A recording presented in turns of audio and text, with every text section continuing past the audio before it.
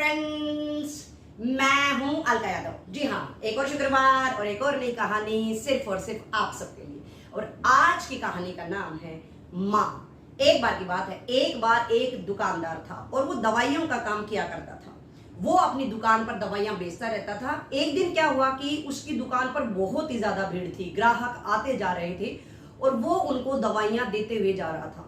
बहुत ज्यादा भीड़ होने के बाद भी, ज्यादा काम लगे होने के बाद भी अचानक से दुकानदार की जो नजर थी सड़क के उस पार गई और वहां उसने क्या देखा कि एक बूढ़ी महिला खड़ी थी और वो लगातार दुकान की तरफ देख रही थी। उसके बाद बहुत ही ज्यादा भीड़ थी तो वो दुकानदार बार बार अपने ग्राहकों को निपटाने में लगा रहा, लेकिन बार बार उसका वहीं पर ही ध्यान जाने लगा और वो महिला भी बहुत देर से वहीं खड़ी थी और लगातार वो देखे जा रही थी। उसके बाद दुकानदार के मन में भी बेचैनी होने लगी कि पता नहीं उस महिला को क्या जरूरत है, कुछ रुपया पैसा चाहिए या वो क्यों देख रही है यहाँ पर। उसने अपने नौकरों के साथ मिलकर जल्दी जल्दी से ग्राहकों को दवाइयां दी और उसके बाद जैसे ही लगा कि जो भीड़ है कुछ हल्की हो गई है तो तुरंत ही अपनी दुकान से निकला और सड़क पार करके उस महिला के पास पहुंच गया।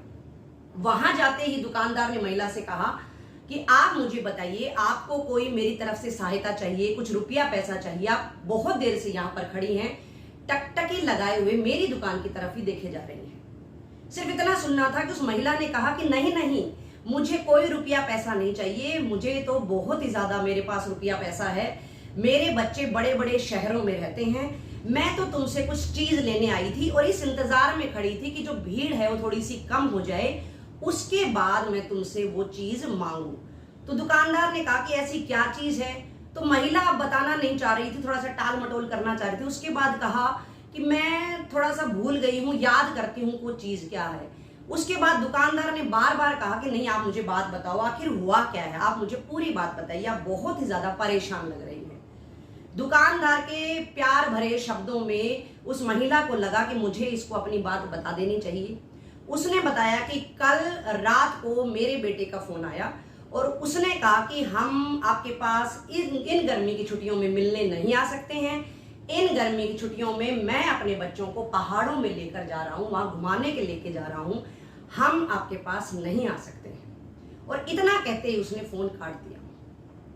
इसके बाद जब वो ये बातें बता रही थी तो महिला की आंखों से लगातार टप टप टप टप आंसू गिर रहे थे और उसके बाद अंत में उसने कहा संभलते हुए कि हाँ, मुझे वो चीज याद आ गई है, बेटा तुम मुझे कोई ऐसी दवाई ला दो जिससे मैं अपने बच्चों को भुला सकूं। सिर्फ इतना सुनना था कि ये सुनकर वो दुकानदार पूरा सुन रह गया और महिला को भी समझ थी और अब पूरी तरह से समझ आ चुका था कि इस तरह की कोई दवाई है ही नहीं।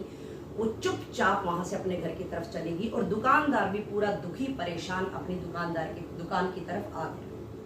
तो देखा बच्चों और दोस्तों, इस कहानी से भी मैं कोई स्पेशल शिक्षा ज्ञान आपको कुछ नहीं देना चाहती हूँ, सिर्फ ये बताना चाहती हूँ कि इस दुनिया में अगर माँ है तो हम हैं। माँ सब कुछ है, माँ हमारी टीचर है, हमारे लिए सर्वस्व है। लेकिन कई बार हम क्या करते हैं कि हम अपनी माँ को टेकन फॉर ग्रांटेड ले लेते हैं। अपनी माँ को पूर्णतया इज्जत दें, प्यार दें, उनको इग्नोर कभी भी ना करें।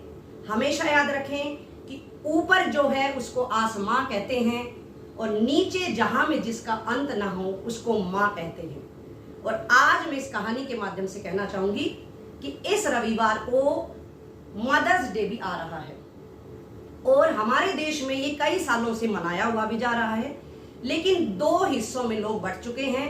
एक हिस्सा वो है जो मदर्स डे को सेलिब्रेट करता है, वहीं दूसरा हिस्सा ये कहना चाहता है कि ये पाश्चात्य सभ्यता का प्रतीक है, हमें इसको नहीं अपनाना चाहिए, नहीं मनाना चाहिए। लेकिन मेरा मानना है कि जब हम अपना पहनावा, हम अपना खान पान, हम अपनी भाषा, हम अपना सब कुछ पाश्चात्य सभ्यता की तरफ करते हुए जा रहे हैं, यहां तक कि जब हम अपना नया साल सेलिब्रेट करते हैं तो वो भी पाश्चात्य सभ्यता के अनुसार ही मनाते हैं। तो क्यों ना हम एक दिन भी अपनी माँ के लिए, भले ही वो पाश्चात्य सभ्यता का हो, उसको अपना ले।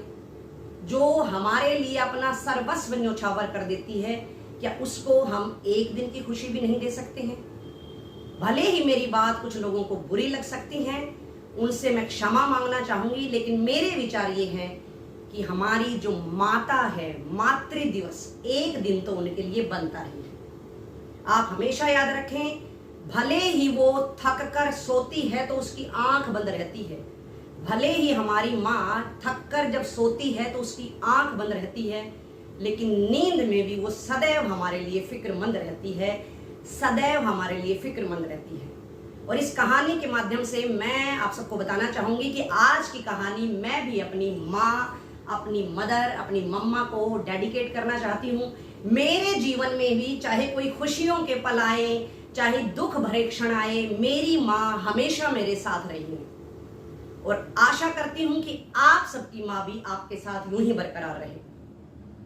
आप सब अपनी माँ को खुशियों का पिटारा यूं ही देते रहें। मैं भी कोशिश करूंगी कि मैं भी मेरी माँ की आंखों से मेरी तरफ से कोई आंसू ना गिरने दूं। खुश रहें, सुरक्षित रहें, एक दिन तो मातृ दिवस मनाते रहें। फिर मिलेंगे दोस्तों, नमस्कार।